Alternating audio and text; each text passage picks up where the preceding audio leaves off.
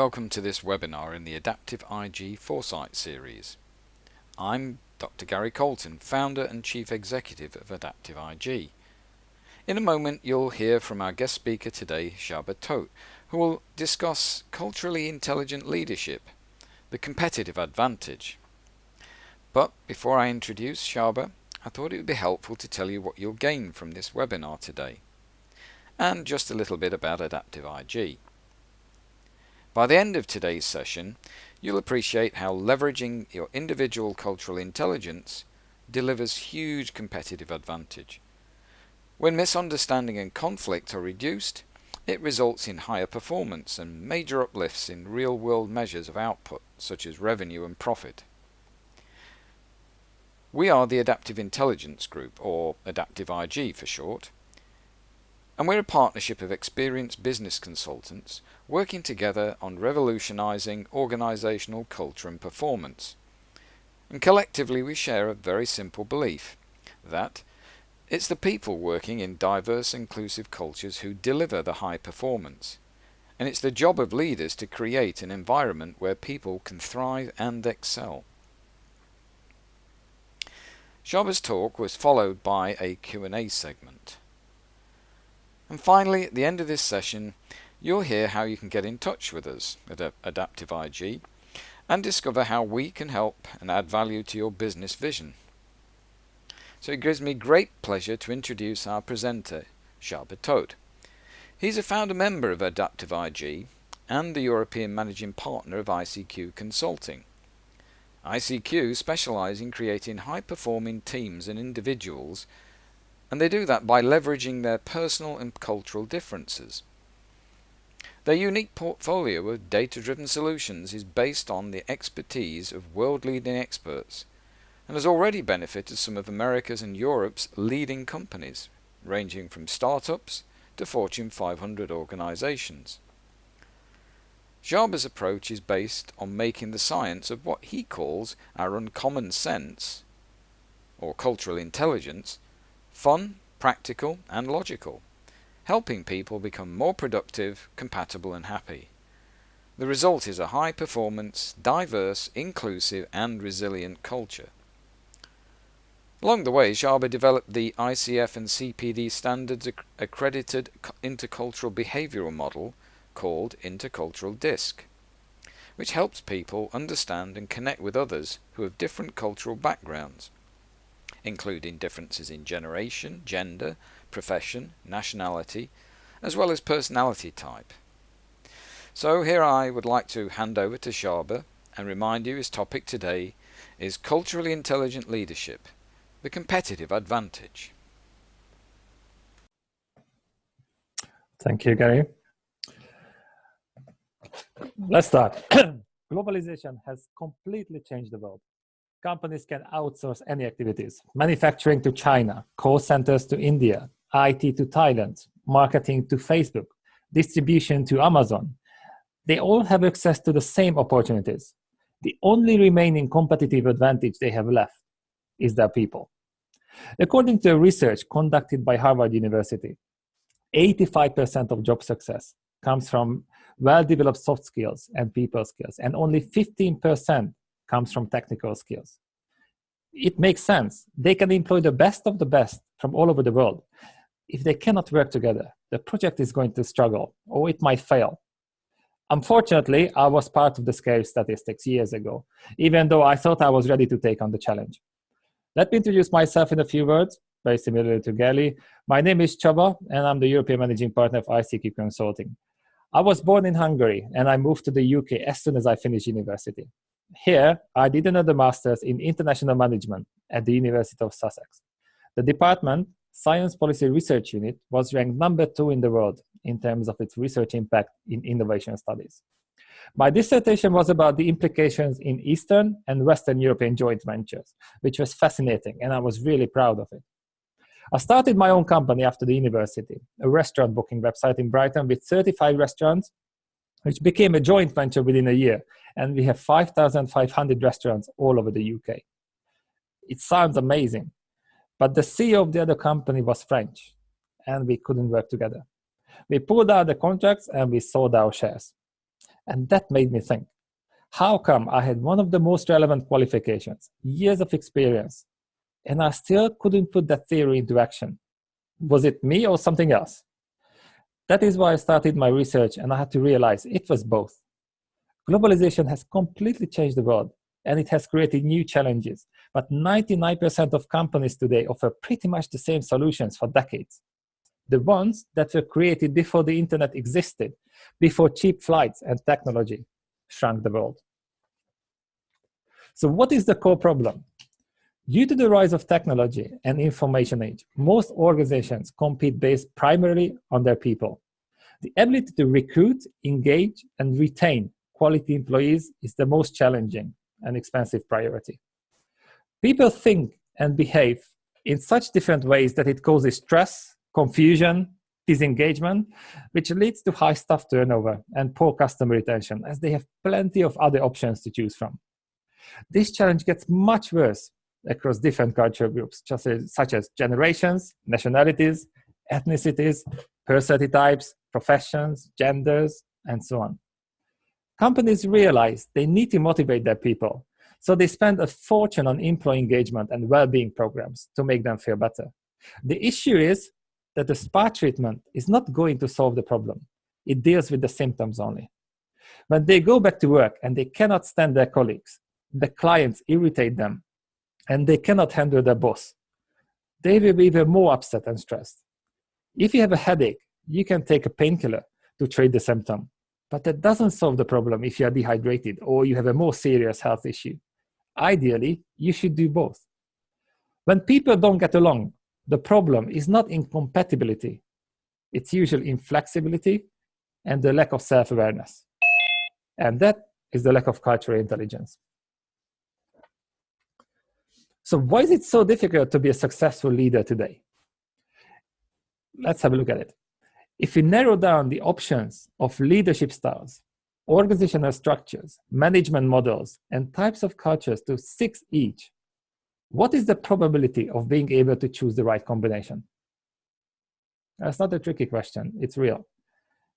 It is 0.077%. Relying on common sense, best practices, and gut feeling, and hoping to get it right is like expecting to hit the jackpot on a slot machine. The good news is that it is possible to measure and leverage personal and cultural differences. Let's look into the details. The business environment has significantly changed, and it created new challenges. Before the globalization, most business was conducted locally due to political, logistical, and communication challenges. Cultural characteristics were mainly considered only an issue to be addressed at a national level only. In the business world, organizational culture was expected to be more important than the individual or local culture, and diversity was generally included only gender or race. After the globalization, global communication, reduced trade barriers, and improved mobility have created a sense of global culture. Diversity has been expanded to include a growing number of cultural traits. Individuals and minorities demand the recognition of their cultural characteristics and needs.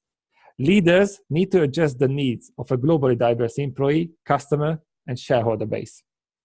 We can talk to anyone on Skype, send a document in email, or travel anywhere within a few hours, which means the interaction with people is extremely quick. Indeed, they might even speak the same language. But that also means that misunderstandings and conflicts are much quicker to arise, as we tend to skip and forget the importance of building trust. That takes time, and there is no shortcut for that. So how big is the problem? According to Fortune magazine, most diversity and employee engagement programs fail or make things worse. The number one reason is the lack of commitment of the leadership. If the current models really worked, then the UK would not lose £48 billion a year due to lack of cultural intelligence. 83% of joint ventures would not fail. 36% of employees wouldn't leave because of cultural differences. The cost of it can be as much as their 1 year salary if you consider the cost of recruitment, training, loss of revenue, and decreased productivity and reputation. 71% of the surveyed organizations aspire to have an inclusive culture, but only 12% have achieved this. According to Leadership IQ, 89% of new hires leave within 18 months due to cultural fit issues. According to Deloitte, 89% of CEOs know that the combination of leadership, culture, and engagement are the most urgent priorities. The blue numbers show how important they think the topic is, and the green numbers show how prepared they are. As you can see, there's a huge gap there, and our job is to close this gap. In 85% of organizations, remember, these are some of the best companies in the world, employee motivation declines sharply after people have spent 6 months with their managers. In the United States, 2 million people leave their employers because of perceived unfairness and lack of engagement.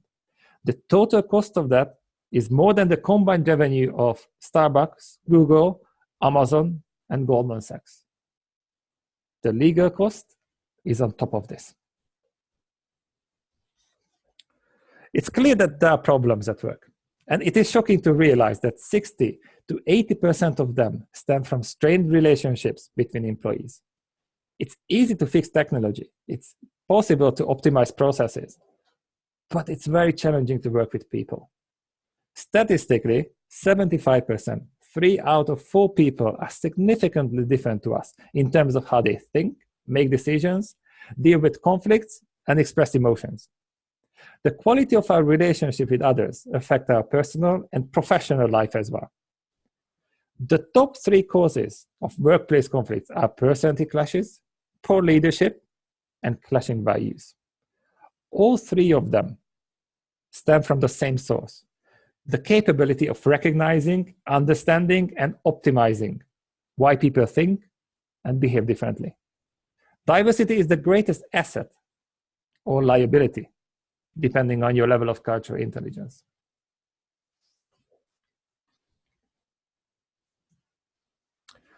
The more complex workforce you have, and the more diverse markets you serve, the more you need to understand what motivates, drives, and satisfies your employees and customers.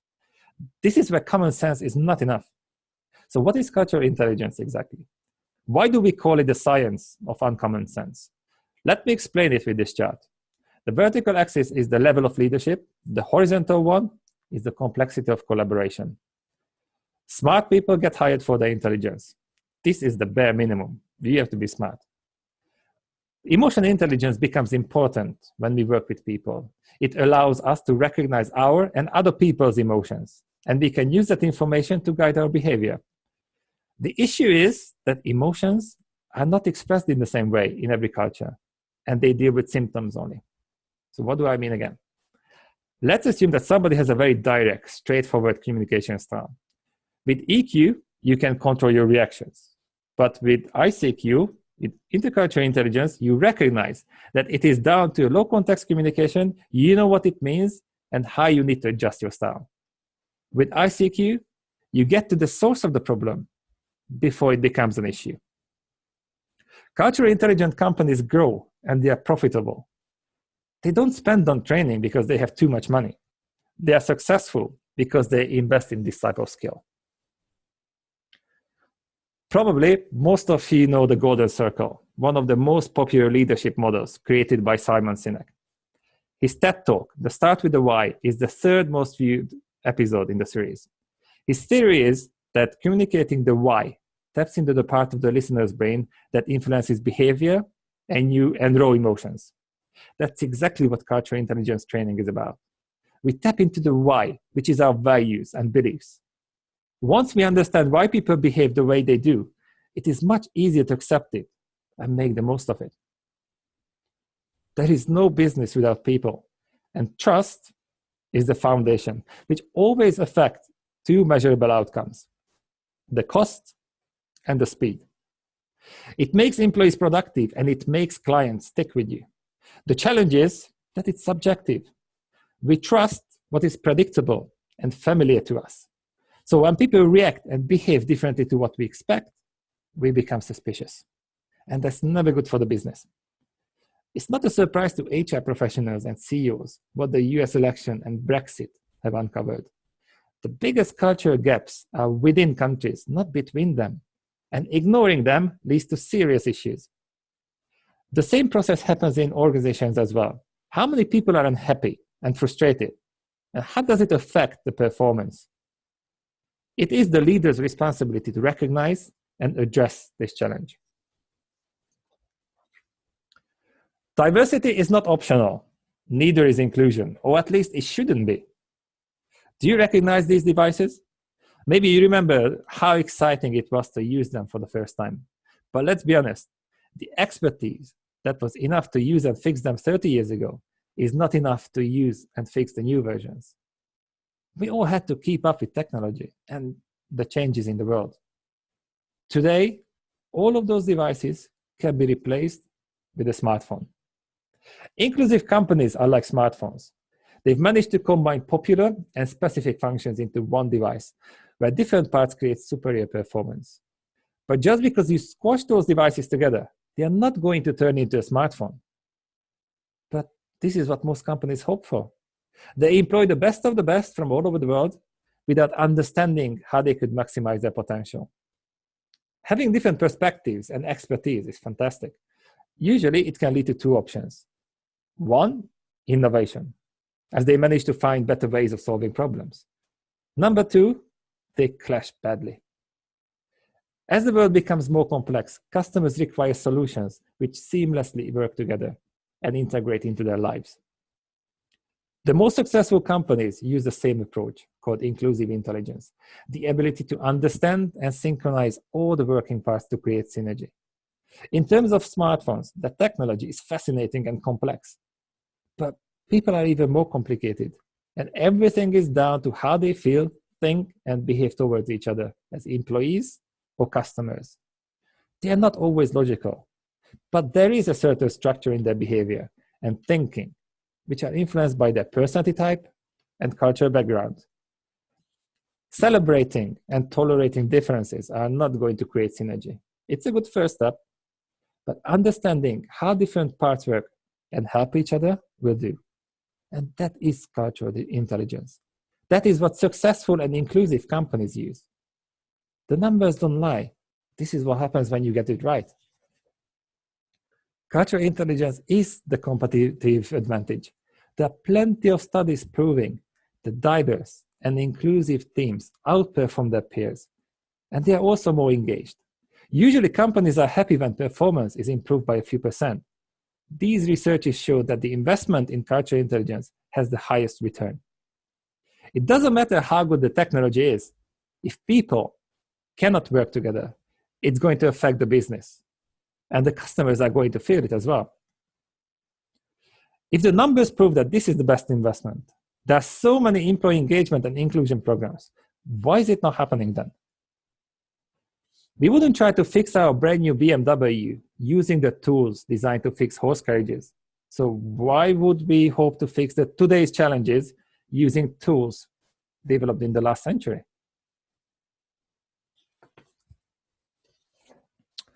Do you know who the unhappiest workers are and what's driving them crazy? A study conducted by Harvard Business Review has revealed a shocking discovery, which explains why employee engagement and diversity programs fail majestically, despite the increasing amount of investment in them.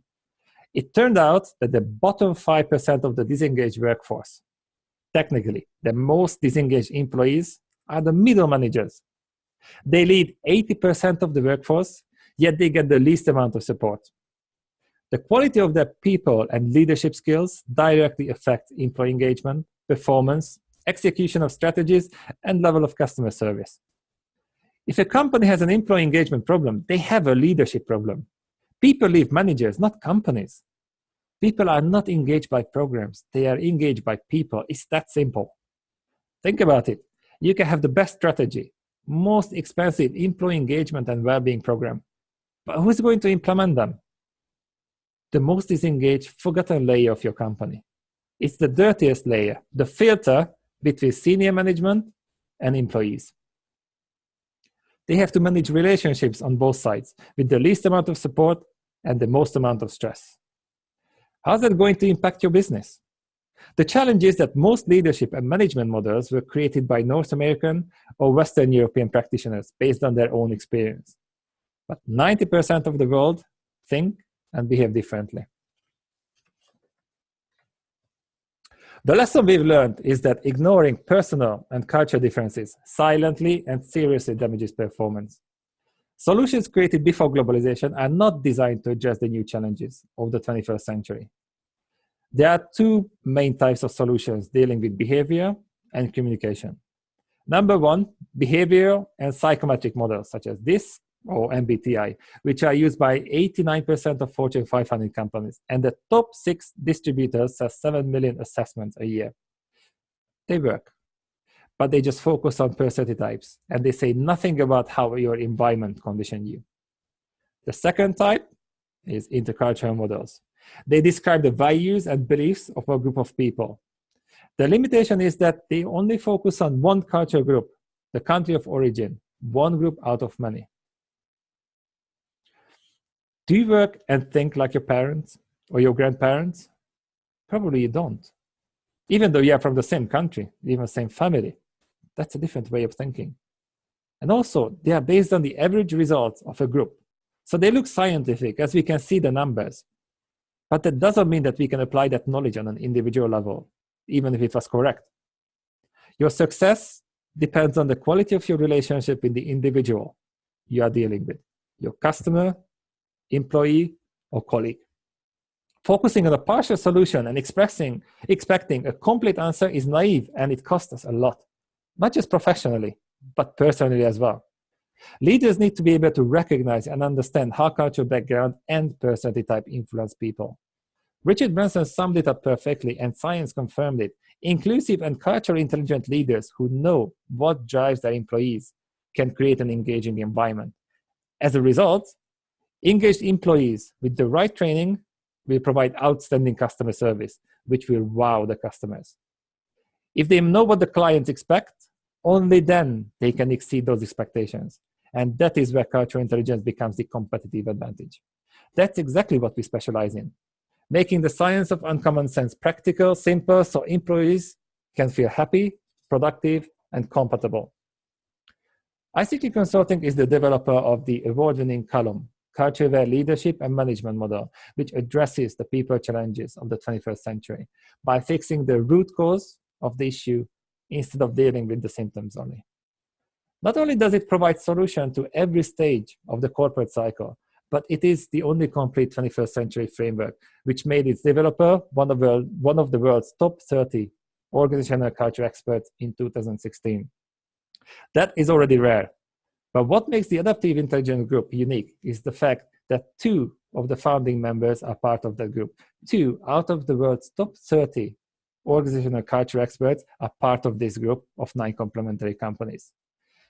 Our unique portfolio of data-driven assessments, training, and consultancy, based on the expertise of leading experts, has already benefited some of the leading companies in the United States, Latin America, and Europe, ranging from startups to Fortune 500 companies. The bottom line is that there is no business without people. Cultural intelligence is not about different nationalities. It's about the diversity of mindset. If you employ or serve more than 2 people, your company is already multicultural, even if it's not multinational. This is the foundation of personal and leadership development, as it breaks down barriers within and between people, without whom there is no business, there's nobody to lead or serve. And back to the live questions. Okay, so thank you, Csaba. Really appreciate that. I didn't see any questions pop up in the box. I think a couple of people have had connection problems, but they were local. So there are a couple of questions that occurred to me that I'd like to ask you, and I hope you don't mind. Are you okay fielding those, Csaba? Yeah, sure. Okay. Well, in terms of the people behaving and working properly, it sounds like there are obviously lots of different personality types. There are cultural differences. There are lots of reasons why people behave like they do. But how can we actually help them to pardon the phrase, behave properly or work properly. Could you help me with that? This is quite a common question we get during the training. People sit down and they want to learn about other people, and they skip the first part because they have to learn about themselves. It's all about self-awareness. Considering that 95% of our actions are based on unconscious bias, stemming from values, beliefs, and experiences and memories we are not even aware of. That is crazy that we don't know about them. They are subconscious, yet they determine 95% of what we do and how we think. So that is step one. First, we learn about ourselves, and then we learn about other people, because maybe we don't have to teach them how to be normal or do something properly. That's the whole point of cultural intelligence, because we learn how to see the same situation from different perspectives so we can make a better decision. And that is cognitive flexibility. And that's the basis of leadership programs. Okay, so people need to learn about themselves before they can learn about others, and you can help with both those angles. Yes, because it's all relative. Everything is compared to who you are. And that explains why you see others the way they are and why they see you differently. Okay, well, that's really, really interesting, especially in terms of unconscious and subconscious bias. I don't think people realize just how ingrained subconscious bias is. It controls it controls a lot of the thoughts we have on a daily basis. Even that scenario where you're walking down a road and for some reason you suddenly feel uncomfortable, that's due to an unconscious or a subconscious bias around the people that are walking up to you or the surroundings. And they're not always helpful. So, okay, thank you for that. There are no other questions in the panel. So I'll move on to one that was sent in by email. Just got to find it first. Thanks for bearing with me. So DISC, you've mentioned DISC. It was on the slides. I've heard of DISC. I know a lot of people that use it, but some people sent me an email saying they used it already. Is what you're doing different to DISC or more in depth or something else? It's similar in a way. Let me explain it. Our identity is partly learned and partly inherited. Our inherited part is our personality type, and DISC, MBTI, and all the psychometric models deal with this. The learned part is our cultural background. That's the environment. And the intercultural models try to deal with this. So technically, intercultural DISC distilled all the most researched models into one practical framework. It explains how your personality type and cultural background influence the way you think and behave. So technically, if you use DISC before, then we can give you the 50% that's missing from every single report. This is what iDISC is designed for. We can introduce the topic of cultural intelligence using the language of DISC based on what you already know. So it's already part of the repetitive learning. We make it practical, and you can apply it on an individual level. Because like we said, your success depends on the quality of your relationship with the person in front of you, not the whole country, not the whole company. It's that person. That can be your boss, it can be your client, maybe your wife or your kids. And deep inside, there is a blueprint of why people think and behave differently. That's what the cultural DISC is. Thank you. Thank you very much. So it's helping people in all relationships, not just the ones they have at work, which has got to be good for everyone, including business. And it's very in-depth. And I heard what you said there. The key word to me there was practical. It's a practical way of scratching the surface and getting as deep as you can, which has got to be a benefit to all. Okay, so thank you for that. I found another question. So whilst this clearly has applications for people who work in big businesses, I don't think it's a topic just for leaders in multinationals. What do you think? I completely agree, because this is the kind of knowledge that you can use in your personal life. On the personal level, I used to have a girlfriend. We wanted exactly the same thing, but we expressed our feelings differently. And that time I knew nothing about this topic. And it's horrible when you realize that despite your best intention, you're not just hurting yourself, but you're hurting other people as well. And that's why I said this is the science of uncommon sense. And it doesn't mean that we are not good enough or we are not smart enough. Our brain is not designed for this. We have to learn it. We have to learn how to see the same situation from a completely different perspective, which can be equally logical once we understand it. And that's cultural intelligence. It doesn't mean that we are going to like everyone, but once we understand why they behave and think the way they do, it's easier to accept it. And we don't assume the intention instead of the behavior. Thank you, Csaba. That makes a lot of sense. Well, another question is coming from Lee. Thank you, Lee. So it's all about trust, and which I think anyone that's gone far in business does realise exactly what trust does. For us, it certainly breaks down barriers, makes things quicker and easier, and a great book, The Speed of Trust, highlighted a lot of that point to us and showed, for example, how Warren Buffett, or Buffett, whichever you want to call him, how his business deals are hugely based on trust. And he has actually agreed a price for a company 1 week, and then 9 months later, once the due diligence was done and it turned out the company was worth less, he still maintained the same price because it was important to him to be trusted by businessmen. So Lee's asked, how do staff feel about their details being shared with other team members? And I'm thinking maybe this means in terms of discs or the results of such fact finds. Is this where the emphasis on trust comes in? Definitely, but I think that's the wrong way of doing it, because sharing details by the leadership is wrong. We can create trust if we decide to share those details. That's how we can expand the open area. If we can accept feedback, and we can share personal details, but that shouldn't be done by someone else. You cannot force trust. That is earned. That's the main difference.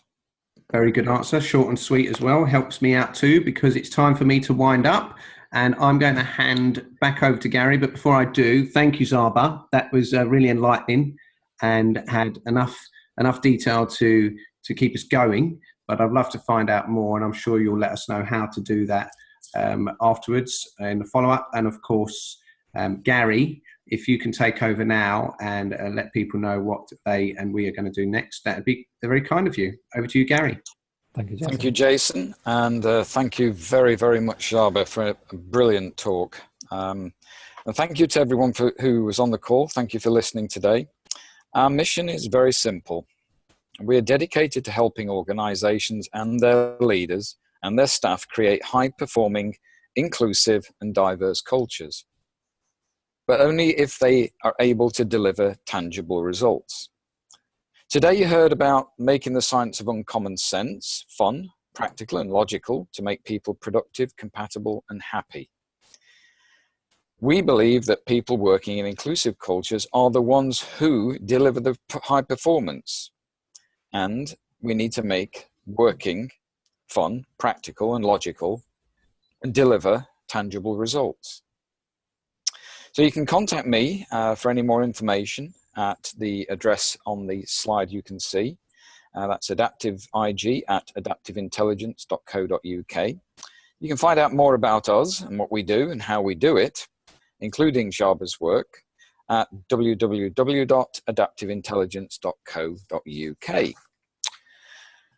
We'll be sending you a follow-up email soon with a link to the recorded version of Csaba's webinar, and also some summary highlights that we hope you'll feel able to share with other people that you know and might benefit from listening to the talk. And finally, we hope to see you at our next webinar in the AdaptiveIG Foresight series. And this will be given by Lee Mackay. And it'll be in the general area of health and wellness as a foundation of a high-performance, productive organization. So thank you very much for your attention, and goodbye. See you next time.